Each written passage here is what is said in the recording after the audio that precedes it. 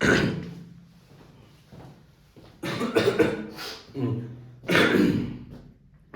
बच्चों, आज हम लोग इस वीडियो लेक्चर में कूलाम फोर्स को पढ़ेंगे। Electric force, electrostatic force, electric field का क्या कंसेप्ट है, इसको पढ़ेंगे।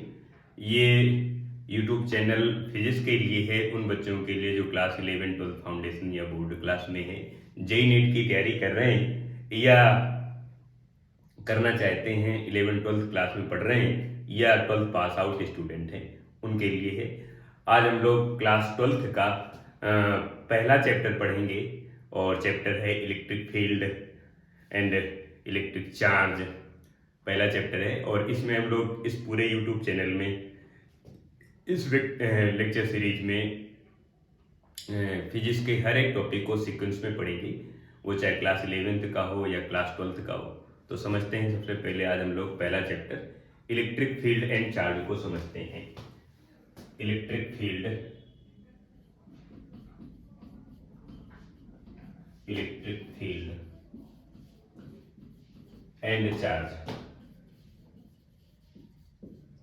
अब सबसे पहले तो हम लोग चार्ज को समझते हैं। चार्ज क्या होता है और इसकी प्रॉपर्टी कितनी होती है, कितना चार्ज होगा, चार्ज का नेचर क्या है, पॉजिटिव होगा या नेगेटिव होगा। सबसे पहले चार्ज को समझते हैं, जिसे क्यू लिखें, कैपिटल क्यू लिखें, प्लस या माइनस किसी भी तरह का लिख सकते हैं। माने प्लस क्यू लिखें या माइनस क्यू लिखें, प्लस माइनस क्यू या plus minus Q, capital Q लिखें या स्मॉल क्यू लिखें। अब आपको मालूम है कि हर एक मटेरियल एटम से मिलकर बना होता है। चार्ज को समझना है तो पहले हम एटम्स के पास जाएंगे, क्योंकि चार्ज की दो प्रॉपर्टी होती हैं। चार्ज, अभी कहें चार्ज नाम का कोई लड़का है, ये रेस्ट में रह सकता है या मोशन में रह सकता है, दो काम करेगा। जब ये चार्ज नाम का लड़का रेस्ट पर है, मीन चार्ज रेस्ट पर है, चाहे वो पॉजिटिव चार्ज हो या नेगेटिव चार्ज हो, चार्ज जब रेस्ट पर है तो हम उस टॉपिक को कहते हैं इलेक्ट्रोस्टैटिक्स। इलेक्ट्रोस्टैटिक्स इस ब्रांच में, फिजिक्स की इस ब्रांच में हम चार्ज के रेस्ट एप्लीकेशन को पढ़ते हैं। जब चार्ज पार्टिकल, कोई भी चार्ज बॉडी रेस्ट पर होती है, उस समय उसकी जो इलेक्ट्रिक फील्ड होती है, जितनी उस पर जितना कूलाम फोर्स होता है, जो फील्ड लाइंस होती हैं या इलेक्ट्रिक फ्लक्स होता है या फ्लक्स में जो चेंज आता है, उसको हम पढ़ते हैं इस टॉपिक में। जिसमें चार्ज पार्टिकल या चार्ज कोई बॉडी रेस्ट पर होती है, उसे हम कहते हैं इलेक्ट्रोस्टैटिक्स। और जब चार्ज मोशन पर होता है उसको कहते हैं इलेक्ट्रोडायनामिक्स। इलेक्ट्रोडायनामिक्स इसमें हम पढ़ते हैं, एक टॉपिक में पढ़ते हैं चार्ज के रेस्ट कंडीशन को, एक टॉपिक में पढ़ते हैं चार्ज के मूविंग कंडीशन को, मूविंग सिचुएशन को। जब चार्ज पार्टिकल मोशन पर होता है, किसी भी वेलोसिटी के साथ, किसी भी स्पीड के साथ, किसी भी डायरेक्शन पर मूव करे, तो मोशन के समय, ड्यूरिंग मोशन, उसकी स्पीड कितनी है, कितनी वेलोसिटी है, और उसके मोशन की वजह से जो मैग्नेटिक फील्ड डेवलप हो रही है वो कितनी डेवलप हो रही, इन सभी बातों को पढ़ते हैं। लेकिन सबसे पहले हम समझ लेते हैं कि चार्ज है क्या, जिसको हमें रेस्ट में रखना है या जिसको मोशन में रखना है, वो है क्या, कितना होता है, कहां पर होता है, किस तरह का होता है, उसका नेचर कैसा होता है। इन बातों पर, इन सभी पैरामीटर्स पर पहले चर्चा करें। अब आपको मालूम है हर एक मटेरियल में एटम्स होते हैं। अब चार्ज को समझना है या किसी बॉडी को चार्ज करना है तो पहले हम एटम्स में जाते हैं। देखो हमारे पास जैसे ये कोई प्लेट हो गई, अब इस प्लेट में एटम्स हैं, एक एटम्स है, एटम्स है, इस तरह की एटम्स हैं। और हमसे अगर कोई कहे कि इसमें कितना चार्ज है, इसमें क्यों कितना है, तो पहले मुझे इसके एटम्स में चार्ज के अमाउंट को कैलकुलेट करना पड़ेगा। तो मैं एटम्स के अंदर जाऊंगा और वहां पर मैं देखूं कितना चार्ज है। एटम्स, ये एटम्स हो गया, इसमें न्यूक्लियस हो गया। अब न्यूक्लियस में प्रोटॉन न्यूट्रॉन होते हैं, जिसमें न्यूट्रॉन पर कोई चार्ज नहीं होता है, जीरो चार्ज होता है, और इसकी वजह से इसके सिंबल को लिखते हैं ZXA। Z is a number of electron and proton. और अगर हम लोग किसी भी इलेक्ट्रॉन के चार्ज को कैलकुलेट करें या प्रोटॉन के चार्ज को कैलकुलेट करें तो प्रोटॉन का चार्ज प्लस का 1.6 10 पावर माइनस 19 कूलम है और इलेक्ट्रॉन का ठीक इतना ही माइनस का नेगेटिव 1.6 10 पावर माइनस 19 कूलम है। तो यहां पर जो चार्ज होगा न्यूक्लियस में वो प्लस जेड होगा, बिकॉज यहां पर जेड प्रोटॉन है, एक प्रोटॉन का चार्ज ई है, इस तरह के जेड प्रोटॉन है तो टोटल चार्ज हो गया प्लस का जेड ई। लेकिन न्यूक्लियस के बाहर जो इलेक्ट्रॉन है उनकी संख्या है जेड और एक इलेक्ट्रॉन का चार्ज है नेगेटिव ई, तो टोटल चार्ज हो गया माइनस का जेड ई चार्ज हो गया। ये हो गई रेडियस एटम्स की अप्रॉक्स 10 पावर माइनस 10 मीटर और ये रेडियस हो गई न्यूक्लियस की और इसकी रेडियस हो गई, इसकी वैल्यू 10 पावर माइनस 15 मीटर हो गई। अब किसी भी एटम्स में जितने नंबर ऑफ इलेक्ट्रॉन है उतने ही नंबर ऑफ प्रोटॉन है, तो एटम्स के अंदर अगर हम टोटल चार्ज कैलकुलेट करेंगे, total charge of the atoms equal to charge due to protons and charge due to electrons, तो जेड ई जो प्रोटॉन का चार्ज है plus minus Z E electron का जो चार्ज है, तो टोटल चार्ज 0 हो गया। बिकॉज हर एक एटम्स में जितने नंबर ऑफ इलेक्ट्रॉन है उतने ही नंबर ऑफ प्रोटॉन है। इलेक्ट्रॉन का चार्ज जितना है ठीक उतना ही प्रोटॉन का चार्ज है, बट इलेक्ट्रॉन का चार्ज नेगेटिव है, प्रोटॉन का चार्ज पॉजिटिव है। एटम्स की फैमिली मेंबर में 3 फैमिली मेंबर है। पहला है इलेक्ट्रॉन। अब इलेक्ट्रॉन में 2 प्रॉपर्टी है, एक तो मास की, दूसरी चार्ज की। इसका मास है me 9.1 अप्रोक्सीमेट इतना 10 पावर माइनस का 31 kg and charge E minus 1.6 10 power minus का 19 कूलम। इसी तरह से अगर proton second family member of the atoms की अगर चर्चा करें प्रोटॉन्स की, तो प्रोटॉन के भी पास भी 2 प्रॉपर्टी है, एक तो मास की और दूसरी चार्ज की। अब मास इसका है mp लगभग 1.67 10 पावर माइनस का 27 kg and value of the charge plus E mean plus 1.6 10 power minus 19 coulomb, ये चार्ज हो गए। And third member family member of the atoms neutron.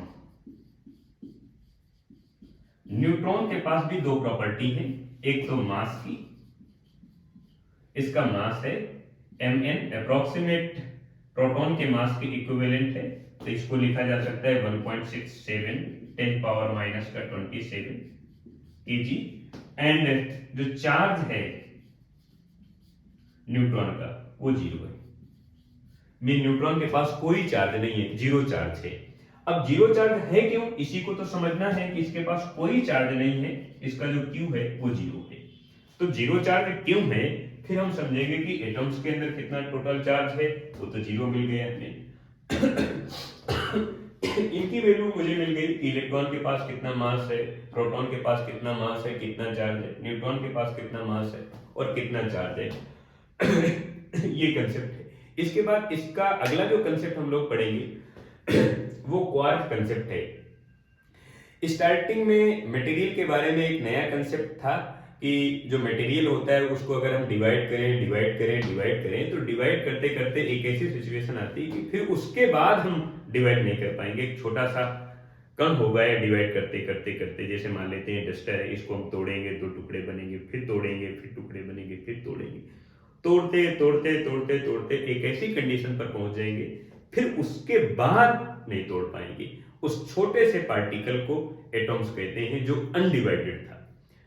Science में एक नई रिसर्च होती है जे थॉमसन के समय, और जे थॉमसन कहते हैं कि नहीं, इस छोटे से पार्टिकल को जिसको एटॉम्स कहते हैं इसको भी डिवाइड कर सकते हैं, और अगर इसको डिवाइड करेंगे तो हमें इलेक्ट्रॉन मिलेगा। बिकॉज ये एक तरबूज की तरह होता है, जैसे तरबूज में तरबूज के बीज होते हैं उसी तरह से इलेक्ट्रॉन के अंदर नेगेटिवली चार्ज एम्बेडेड होते हैं और पॉजिटिव चार्ज यूनिफॉर्मली डिस्ट्रीब्यूटेड होता है।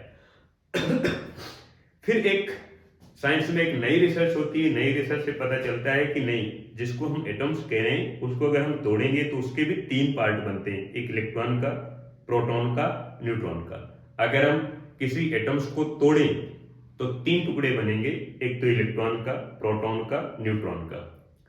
फिर माना ये गया कि भाई अब इनके बाद हम प्रोटॉन को तोड़ नहीं पाएंगे, इलेक्ट्रॉन को तोड़ नहीं पाएंगे, न्यूट्रॉन को नहीं तोड़ पाएंगे, लेकिन रिचर्ड फाइनमैन की जो साइंस में रिसर्च है, फिजिक्स में रिसर्च है, वो कहती है कि नहीं, प्रोटॉन को भी तोड़ सकते हैं, न्यूट्रॉन को भी तोड़ सकते हैं। जब प्रोटॉन को तोड़ेंगे तो क्वार्क मिलेगा, जब न्यूट्रॉन को तोड़ेंगे तो क्वार्क मिलेगा। तो अब क्वार्क का एक कंसेप्ट समझ लेते हैं, फिर इस टॉपिक को आगे पढ़ते हैं, कूलाम्ब फोर्स तक जाएंगे, मेन इलेक्ट्रोस्टैटिक फोर्स तक इस वीडियो लेक्चर में कंप्लीट करेंगे। इसको समझते हैं कि जो प्रोटॉन है या न्यूट्रॉन है उसमें क्वार्क का क्या लॉजिक है, देखते हैं भाई।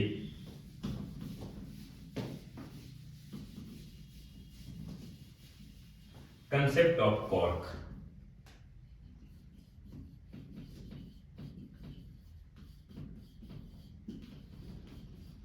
क्वार्क का कंसेप्ट क्या है? क्वार्क तो वैसे 6 टाइप के हैं, बट यहां पर हम लोग 2 टाइप के क्वार्क की चर्चा करेंगे। एक तो अप क्वार्क, इसे हम लोग U से प्रेजेंट करेंगे और चार्ज होगा +2e/3 और E की वैल्यू आप सबको मालूम है 1.6 10 पावर -19 कूलाम, ये E की वैल्यू होगी। अगर हम लोग इसके एंटी क्वार्क की बात करेंगे, अब क्वार्क का जो एंटी क्वार्क है उसके सिंबल को हम लिखेंगे U बार एंड इसका जो चार्ज होगा -2e/3 होगा। अब क्वार्क का जो एंटी क्वार्क है, anti quark of the up quark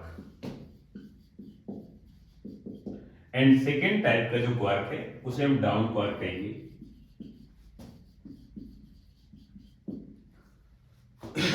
down quark को हम लोग D से प्रेजेंट करेंगे और इसका चार्ज है -e/3। और अगर इसके एंटी क्वार्क की चर्चा करेंगे, इसके एंटी क्वार्क,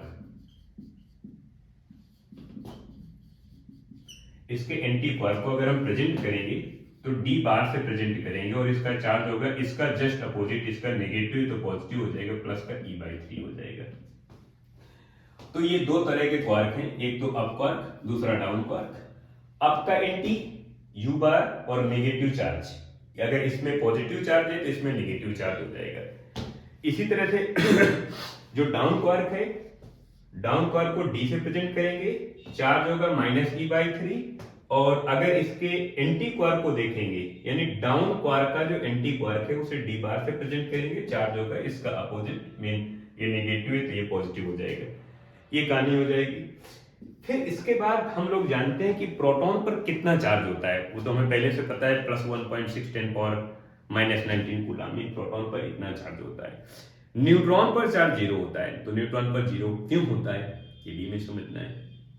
न्यूट्रॉन पर 0 होने का कंसेप्ट वही है जो कंसेप्ट एटम्स में 0 चार्ज होने का कंसेप्ट है। एटम्स में जितना पॉजिटिव चार्ज होता है ड्यू टू प्रोटॉन्स, उतना ही एटम्स में नेगेटिव चार्ज होता है due to electrons, and the total charge of the atoms is always 0 because number of electrons is always equal to number of protons। में negative charge का जो amount है वो positive charge के amount के equivalent है, इसलिए एटम्स में 0 चार्ज है। चार्ज एटम्स में है बट जितना पॉजिटिव उतना नेगेटिव चार्ज है। ऐसा कह सकते हैं किसी भी बॉडी में अगर 0 चार्ज है तो हम ये कहेंगे कि जितना उसमें प्लस चार्ज है उतना माइनस, जितना प्लस उतना माइनस, जितना प्लस उतना माइनस, जितना प्लस उतना माइनस चार्ज है, इसलिए उसमें नेट चार्ज 0 है। अब हम ये देखते हैं कि एक प्रोटॉन पर कितना चार्ज होता है।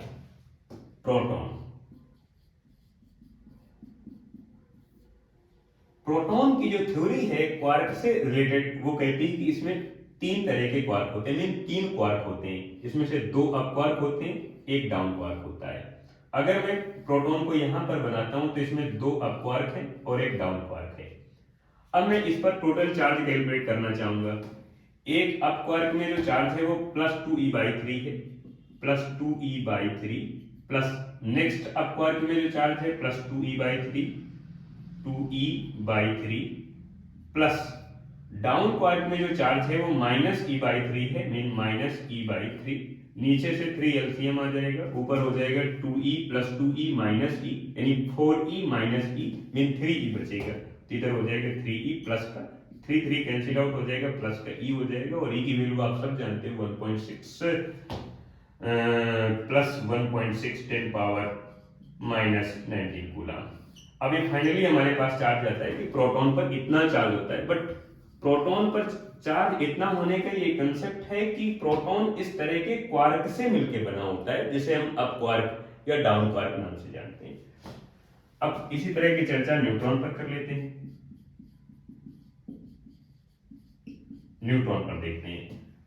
रिचर्ड फाइनमैन कहते हैं कि क्वार्क न्यूट्रॉन न्यूट्रॉन में भी क्वार्क होते हैं, जिसमें से एक अप क्वार्क होता है, 2 डाउन क्वार्क होते हैं। अब अगर हम लोग एक न्यूट्रॉन को बनाते हैं जिनमें से एक अप क्वार्क है और 2 डाउन क्वार्क है, माने अगर न्यूट्रॉन को तोड़ेंगे, डिवाइड करेंगे, तो डिवाइड करने से हमें 3 पार्टिकल मिलेंगे, जिनमें से एक अप क्वार्क होगा और 2 डाउन क्वार्क होंगे। इसमें अगर चार्ज की वैल्यू देखते हैं तो चार्ज की वैल्यू, एक अप क्वार्क में चार्ज है +2e/3 प्लस इस पे है -e/3 प्लस अगले वाले में -e/3 है, -e/3, ये एक अप क्वार्क 2 डाउन क्वार्क। अब आप अगर इसे कैलकुलेट करना चाहें तो नीचे से 3 एलसीएम आ जाएगा, ऊपर हो जाएगा 2e माइनस ई माइनस ई, माने ऐसा हो जाएगा 2e माइनस ई माइनस ई, तो -e माइनस ई 2e हो जाएगा और फाइनली आंसर 0 आ जाएगा। इसलिए हम कहते हैं कि न्यूट्रॉन में कोई चार्ज नहीं होता, क्योंकि न्यूट्रॉन इस तरह के क्वार्क के कॉम्बिनेशन से मिलकर बना होता है। अब इस कंसेप्ट को हटाते हैं, फिर हम चलते हैं चार्ज के पास। अब आपको ये बात समझ में आ गई कि एटम्स में कितना चार्ज होता है और किसी बॉडी में कितना चार्ज होता है, और बॉडी में अगर हमें चार्ज लाना है तो क्या करना पड़ेगा, इलेक्ट्रॉन को ट्रांसफर करना पड़ेगा from one body to another body, because हमें number of electron and number of proton को नॉन इक्वल करना है। अगर हम नॉन इक्वल कर देंगे तो उस मटेरियल में पॉजिटिव चार्ज का जो अमाउंट है वो नेगेटिव चार्ज के अमाउंट के इक्वल नहीं रह जाएगा। अगर किसी भी मटेरियल में number of electron number of proton equal हैं तो उसमें पॉजिटिव चार्ज का जो अमाउंट है वो नेगेटिव चार्ज के अमाउंट के इक्वल रहेगा और उसमें नेट चार्ज 0 हो जाएगा। बट हमें तो मटेरियल को चार्ज करना है, चार्ज करने के लिए हम मटेरियल से इलेक्ट्रॉन को ट्रांसफर करेंगे। जैसे मान लेते हैं कि ये एक मटेरियल है, इसमें चार्ज की वैल्यू 0 है, बिकॉज इसमें नेगेटिव चार्ज और पॉजिटिव चार्ज का जो अमाउंट है वो इक्वल है। यहां पर एक दूसरा मटेरियल है, यहां पर number of electron number of proton equal है। अब इसमें पॉजिटिव नेगेटिव चार्ज का जो मैग्नीट्यूड है अमाउंट है वो सेम है। अगर मैं कोई ऐसा काम करूं कि इससे कुछ इलेक्ट्रॉन इसमें ले आऊं या इसके कुछ इलेक्ट्रॉन इसमें ले आऊं, तो फिर इस मटेरियल में number of electron number of proton equal नहीं रह जाएंगे, पॉजिटिव चार्ज का अमाउंट नेगेटिव चार्ज के अमाउंट के इक्वल नहीं रह जाएगा और नेट चार्ज इसमें 0 नहीं होगा। यहां पर भी वही कहानी रहेगी। अब आप कहेंगे कि प्रोटॉन ट्रांसफर कर सकते हैं, हाँ बिल्कुल, लेकिन प्रोटॉन न्यूक्लियस में होता है, न्यूट्रॉन से बंधा होता है, न्यूक्लियर फोर्स होता है जो कि बहुत स्ट्रांग है और प्रोटॉन को रिमूव करना इजी नहीं है, इसलिए हम इलेक्ट्रॉन को ट्रांसफर करते हैं। ऐसा नहीं है, इलेक्ट्रॉन ट्रांसफर हो ही जाता है, बिकॉज इलेक्ट्रॉन बहुत लूजली बॉन्ड होता है, टाइट बॉन्ड नहीं होता है और आसानी से रिमूव हो जाता है, अपने एटम से बाहर आ जाता है और अपने मटेरियल से बाहर आ जाता है और दूसरे मटेरियल में एंट्री कर जाता है इलेक्ट्रॉन। बट प्रोटॉन को मूव कराना रिमूव कराना इतना आसान नहीं है, बिकॉज वहां पर न्यूक्लियर फोर्स होता है न्यूट्रॉन के साथ या दूसरे प्रोटॉनों के साथ। समझते हैं चार्ज। एक ये बॉडी है और इस बॉडी में अगर 0 चार्ज है तो इसका मतलब ये है कि इसमें जितना प्लस का चार्ज है उतना ही माइनस का चार्ज है, जितना पॉजिटिव चार्ज है उतना नेगेटिव चार्ज है। Positive negative positive negative positive negative positive negative positive negative positive negative. एक दूसरी बॉडी है ये, इसमें भी Q0 है, बी नाम की कोई बॉडी है। अब इसमें चार्ज 0 होने का कंसेप्ट यही है कि जितना पॉजिटिव चार्ज है उतना नेगेटिव चार्ज है, जितने इलेक्ट्रॉन है उतने प्रोटॉन है। तो जितना प्लस उतना माइनस, जितना plus minus plus minus plus minus plus minus plus plus minus plus minus plus minus, finally net charge zero हो गया, क्योंकि इसमें number of electron number of proton equal है, इसमें number of electron number of proton equal है। अगर मैं यहां से ऐसा कोई काम करूं कि यहां से कुछ इलेक्ट्रॉन ट्रांसफर कर दूं यहां पर, या इसके कुछ इलेक्ट्रॉन यहां पर ट्रांसफर कर दूं, तो मैं पाऊंगा कि इसमें प्लस और माइनस चार्ज का जो अमाउंट है वो इक्वल नहीं रहेगा, और फिर इस बॉडी में जो फाइनली चार्ज रहेगा वो जीरो नहीं रह पाएगा। इसकी तीन कंडीशन है, तीनों कंडीशन को समझते हैं। पहली कंडीशन है कि अगर किसी बॉडी में इलेक्ट्रॉन प्रोटॉन इक्वल है तो उसमें जो चार्ज की वैल्यू होगी वो जीरो होगी। दूसरी कंडीशन है, अगर हम रिमूव कराएं, इलेक्ट्रॉनों को एक जगह से दूसरी जगह पर ट्रांसफर कराएं, तो फिर उस बॉडी में इलेक्ट्रॉन ज्यादा हो सकते हैं, और अगर इलेक्ट्रॉन ज्यादा है तो कितने इलेक्ट्रॉन ज्यादा है उसके रिस्पेक्ट में चार्ज की वैल्यू माइनस होगी, क्योंकि नंबर ऑफ इलेक्ट्रॉन ज्यादा है मीन नेगेटिव चार्ज का जो मैग्नीट्यूड है वो ज्यादा है, और चार्ज कितना होगा, Q इक्वल टू माइनस का n होगा, क्योंकि n इलेक्ट्रॉन ज्यादा है, क्योंकि n इलेक्ट्रॉन उस बॉडी ने एक्सेप्ट किए हैं। और थर्ड कंडीशन ये हो सकती है कि अगर आपने इलेक्ट्रॉनों को बाहर निकाला है तो इलेक्ट्रॉन कम हो जाएंगे, प्रोटॉन ज्यादा हो जाएंगे, इस कंडीशन में जो चार्ज होगा वो प्लस का होगा, और कितना चार्ज होगा वो डिपेंड करेगा कि मैंने कितने इलेक्ट्रॉनों को बाहर निकाला है उसके रिस्पेक्ट में प्लस Ne चार्ज हो, because n is a number of electron transfer, number of electron होंगे, और n की वैल्यू होगी 1 2 3 इस तरह से आगे बढ़ेगी, और n एक इंटीग्रल वैल्यू को प्रेजेंट करेगा, एक पूर्णांक संख्या को प्रेजेंट करेगा। n की वैल्यू कभी डेसिमल में नहीं होगी, दशमलव में नहीं होगी, कंप्लीट संख्या होगी। अब बॉडी ए और बॉडी बी को अगर मुझे चार्ज करना है तो एक ही कंसेप्ट है कि मैं इलेक्ट्रॉनों को ट्रांसफर करूं। बॉडी ए से बी में इलेक्ट्रॉन ट्रांसफर हो सकते हैं, या बी से ए में इलेक्ट्रॉन ट्रांसफर हो सकते हैं, दोनों में से किसी एक में भी ट्रांसफर इलेक्ट्रॉन हो सकते हैं। बट अगर आप इलेक्ट्रॉन को ट्रांसफर करेंगे तभी जाके ये बॉडी चार्ज होगी और ये बॉडी चार्ज होगी, एक पॉजिटिव हो जाएगी, नेगेटिव हो जाएगी, mean electron transformation mean charging method of the body. Body के चार्जिंग का जो मेथड है वही इलेक्ट्रॉन ट्रांसफॉर्मेशन मेथड है। हम किसी भी तरीके से इलेक्ट्रॉन को एक बॉडी से दूसरी बॉडी में ट्रांसफर करें, जब ट्रांसफर करेंगे तो फिर इंडिविजुअल उस बॉडी में number of electron number of proton equal नहीं रह जाएंगे, और फिर उसमें प्लस और माइनस चार्ज का जो अमाउंट है सेम नहीं रह जाएगा, और बॉडी में कुछ चार्ज आ जाएगा। अब इलेक्ट्रॉन के ट्रांसफर करने के कई मेथड, जिनमें से पहला मेथड है फ्रिक्शन मेथड।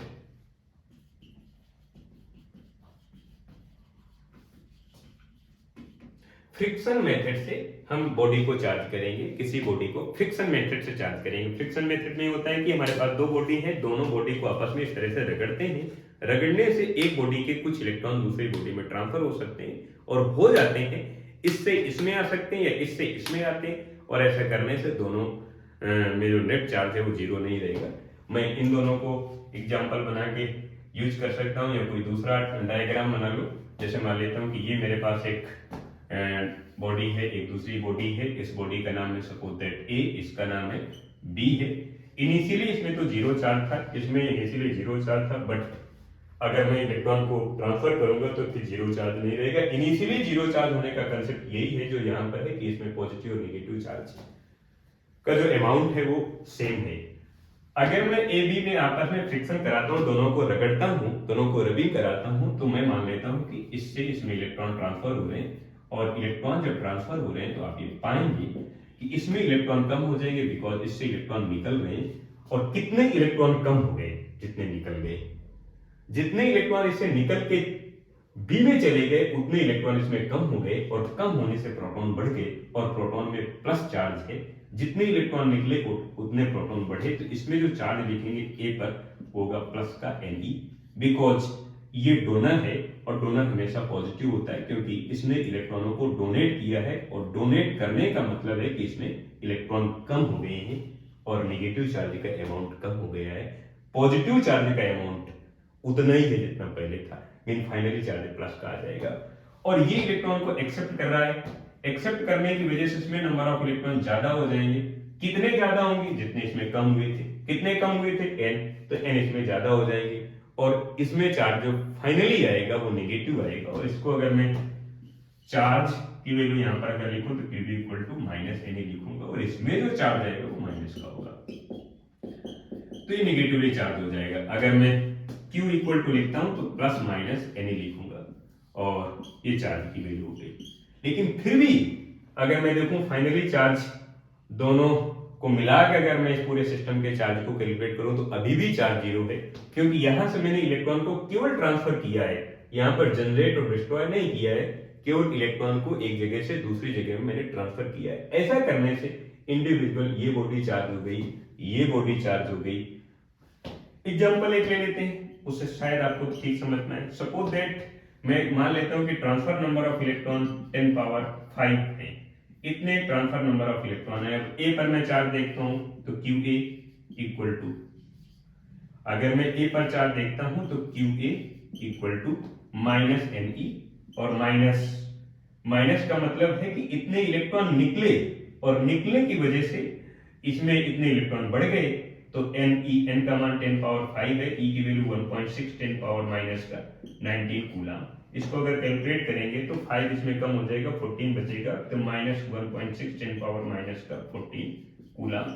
और ये तो बी की कहानी है, बी पर इतना चार्ज होगा बिकॉज बी एक्सेप्टर है। अगर मैं ए पर चार्ज कैलकुलेट करूंगा तो इतना ही आ जाएगा, प्लस का Q A equal two plus का एन ई, और इसे मैं कैलकुलेट करूंगा प्लस का 10 पावर 5 है, ई की वैल्यू 1.6 10 पावर माइनस का 19 कूलम है, इसे कैलकुलेट करूंगा प्लस 1.6 10 पावर माइनस का 14 कूलम हो जाएगा। अब इस वैल्यू को अगर आप देखें, इसको देखें, दोनों को प्लस करेंगे तो भी नेट चार्ज जीरो होगा, क्योंकि इसमें जितना पॉजिटिव चार्ज है उतना ही इसमें नेगेटिव चार्ज है। तो फाइनली जो नेट चार्ज होगा पूरे सिस्टम का, इलेक्ट्रिकल सिस्टम का, वो अभी भी जीरो है, क्योंकि पूरे सिस्टम को मिलाकर अगर देखें तो number of electron number of proton अभी भी इक्वल है, क्योंकि मैंने इलेक्ट्रॉन को ट्रांसफर किया है, खत्म नहीं किया है, नष्ट नहीं किया है। जितने इलेक्ट्रॉन यहाँ पर कम हुए हैं इतने यहाँ पर बढ़े हुए हैं।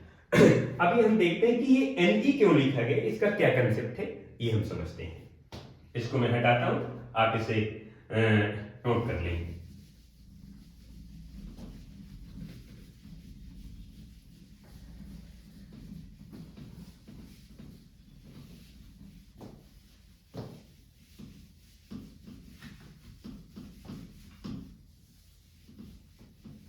हाँ, देखते हैं। अगर मान लेते हैं कि कोई बॉडी है जो इलेक्ट्रॉनों को डोनेट कर रही है, ए बी, इलेक्ट्रॉन निकल रहे हैं और इधर जा रहे हैं, इलेक्ट्रॉन निकल कर ही जा रहे हैं, जाने दो। इसमें प्लस चार्ज आ गया है, इसमें प्लस चार्ज आ गया है, इसमें माइनस इतना ही है। अगर मैं मान लेता हूं कि बॉडी ए, फॉर बॉडी ए, अगर बॉडी ए एक इलेक्ट्रॉन बाहर निकाल रही है तो एक प्रोटॉन कम हो जाएगा, एक इलेक्ट्रॉन कम हो जाएगा, एक प्रोटॉन बढ़ जाएगा। तो एक इलेक्ट्रॉन बाहर निकलने की वजह से एक प्रोटॉन का चार्ज बढ़ गया और इसका चार्ज होगा प्लस का 1 ई, 2 के लिए प्लस का 2 ई, 3 के लिए प्लस का 3 ई। इस तरह से कितने इलेक्ट्रॉन बाहर निकाल रही है, एन, तो एन इलेक्ट्रॉनों का चार्ज प्लस का एन ई हो गया। तो आप इसे लिख सकते हैं Q A equal two plus का एन ई। और अगर बॉडी बी के लिए अगर देखें, फॉर बॉडी बी, अगर बॉडी बी को अगर आप देखते हैं तो बॉडी बी अगर एक इलेक्ट्रॉन एक्सेप्ट कर रही है तो उसका चार्ज हो गया माइनस का 1 ई, अगर 2 इलेक्ट्रॉन एक्सेप्ट कर रही है तो उसका चार्ज हो गया माइनस का 2 ई, 3 के लिए माइनस का 3। इस तरह से कितने इलेक्ट्रॉन एक्सेप्ट कर सकती है एन, तो माइनस का एन ई। और अगर बी पर अगर हम फाइनली चार्ज देखते हैं तो Q B equal to minus का एन ई। ये हमारे पास वही पुराना कंसेप्ट आ गया। ये हमारे पास है कंडक्शन मेथड, फ्रिक्शन मेथड से बॉडी को चार्ज करते हैं, और इसी में एक मास की एप्लीकेशन है, उसको भी यहाँ पर कंप्लीट कर लेते हैं। फिर इसके बाद सेकेंड मेथड पढ़ते हैं जो बॉडी चार्जिंग से रिलेटेड है। अगर हम मास की बात करते हैं तो मास application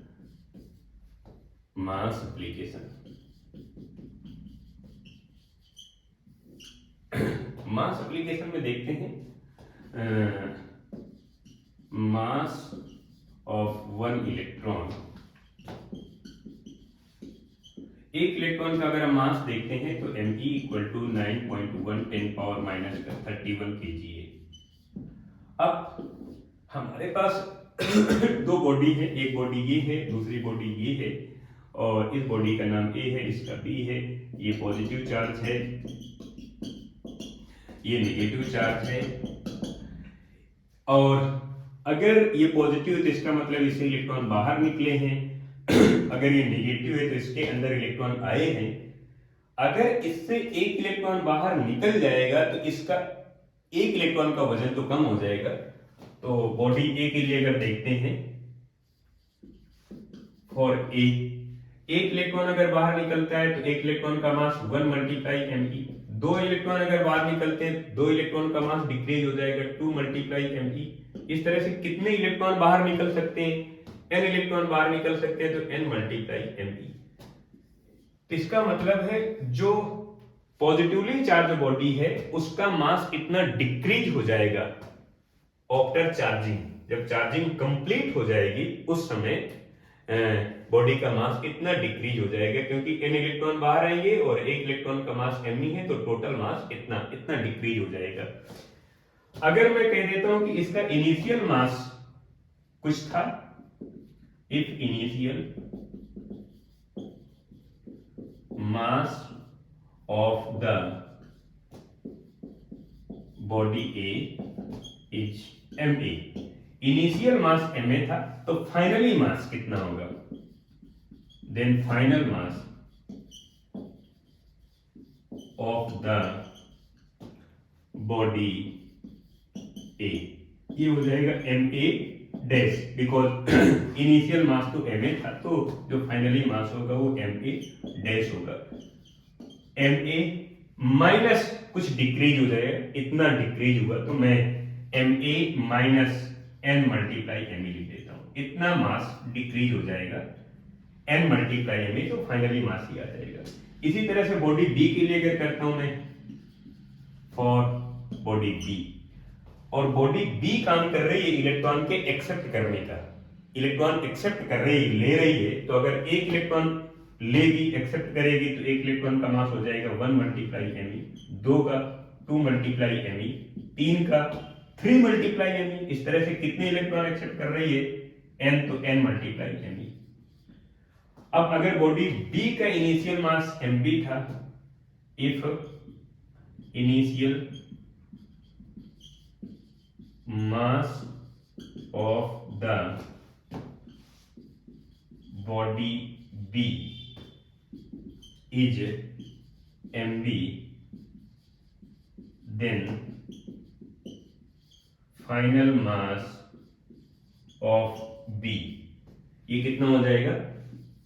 Mb dash equal to, Mb तो पहले ही था, लेकिन नेगेटिव चार्ज होने की वजह से कुछ बढ़ा है, और कितना बढ़ा है? इतना। जितना पॉजिटिव चार्ज बॉडी का डिक्रीज हुआ, इतना इसका इंक्रीज हो गया, तो n multiply Me, n multiply Me, इतना मास इसका इंक्रीज हो गया, तो फाइनली मास ही हो गया। तो ये मास से रिलेटेड एप्लीकेशन हो गई। ये फर्स्ट मेथड है बॉडी चार्जिंग का। सेकेंड मेथड अभी देखेंगे, वो है कंडक्शन, फिर थर्ड है इंडक्शन, फिर इसके बाद हम लोग फील्ड लाइंस और कूलॉम फोर्स को पढ़ेंगे।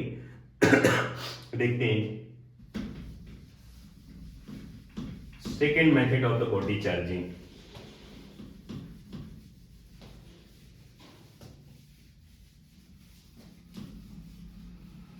हाँ, सेकेंड मेथड में हम लोग ये देखते हैं कंडक्शन मेथड है।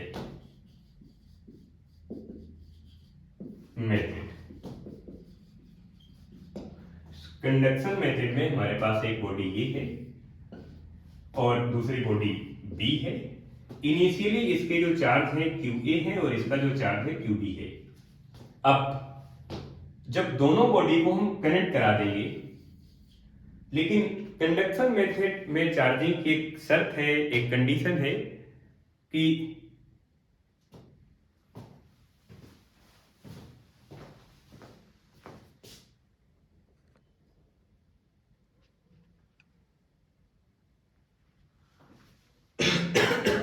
Conduction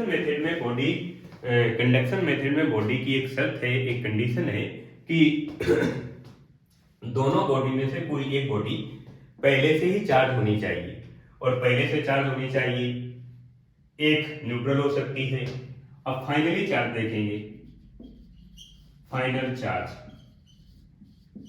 of A and B, A और बी का फाइनल चार्ज देखेंगे तो इनिशियल चार्ज तो ए और बी था, मीन क्यू ए और क्यू बी था, तो final charge Q A dash और Q B dash equal to initial charge के प्लस का हाफ कर देंगे, Q A plus Q B by 2।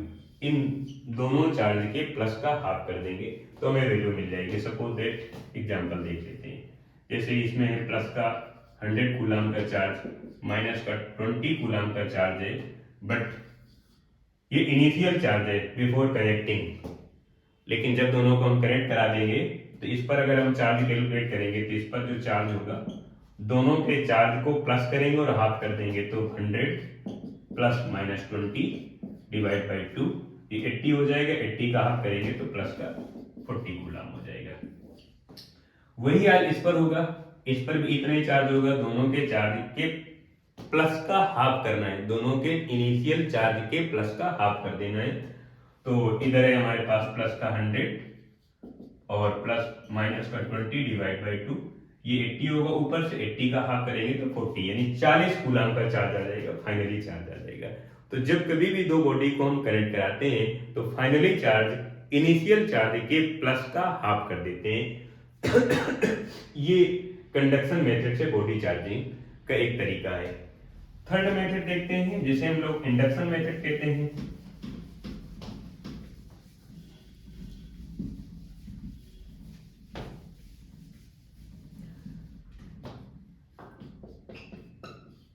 Third method induction. Induction method में हमारे पास एक बॉडी है जो कि पूरी तरह से न्यूट्रल है। न्यूट्रल का मतलब है कि इसमें जितना प्लस चार्ज है उतना ही माइनस चार्ज है। ये बॉडी है, इस पर Q बराबर 0 है, इसलिए इसमें plus minus plus minus plus minus plus plus plus plus plus, ये कहानी है।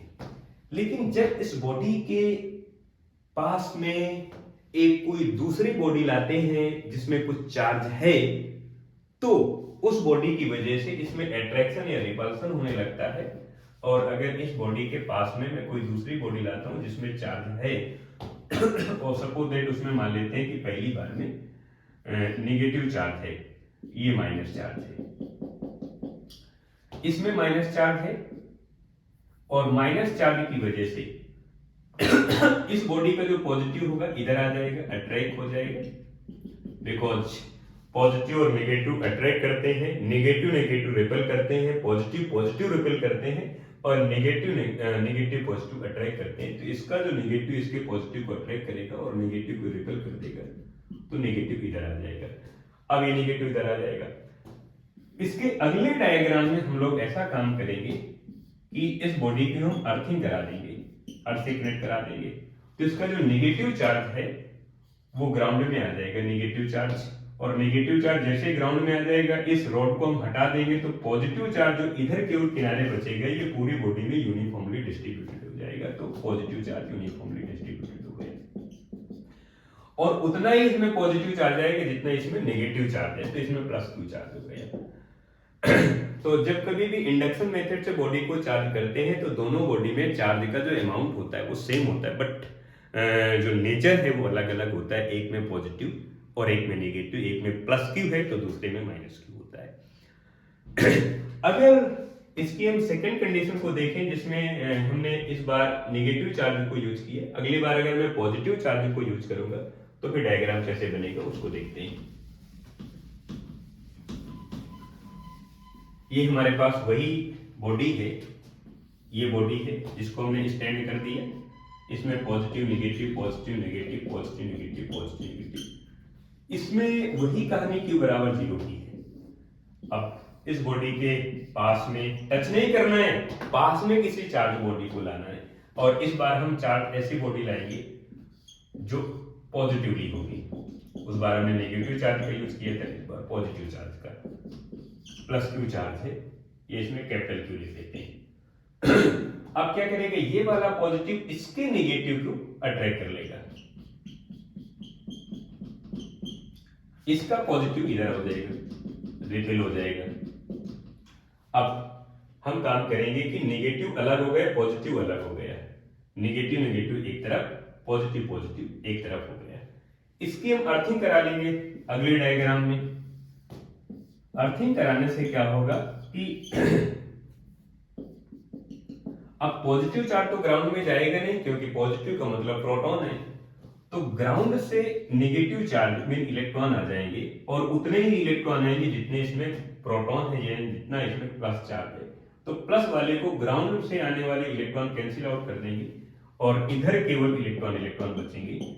ये जो इलेक्ट्रॉन है ये यूनिफॉर्मली इस पूरी बॉडी में डिस्ट्रीब्यूट हो जाएंगे और इस पूरी बॉडी में नेगेटिव चार्ज यूनिफॉर्मली डिस्ट्रीब्यूट हो जाएगा। अगर इसमें प्लस क्यू चार्ज है तो इसमें हो जाएगा माइनस क्यू चार्ज। तो इस तरह से हमने बॉडी को चार्ज किया इलेक्ट्रॉन को ट्रांसफर करके। अगर हम इलेक्ट्रॉन को एक बॉडी से दूसरी बॉडी में ट्रांसफर करते हैं तो वो बॉडी फाइनली चार्ज हो जाती है। ये हमारे पास टॉपिक है और अगले वीडियो लेक्चर में हम लोग इलेक्ट्रिक फील्ड लाइन को पढ़ेंगे, कूलाम्ब फोर्स को पढ़ेंगे और इसकी एप्लीकेशन को पढ़ेंगे, इलेक्ट्रिक फील्ड को पढ़ेंगे। इस वीडियो लेक्चर में हम टॉपिक को यहीं से कंप्लीट करते हैं।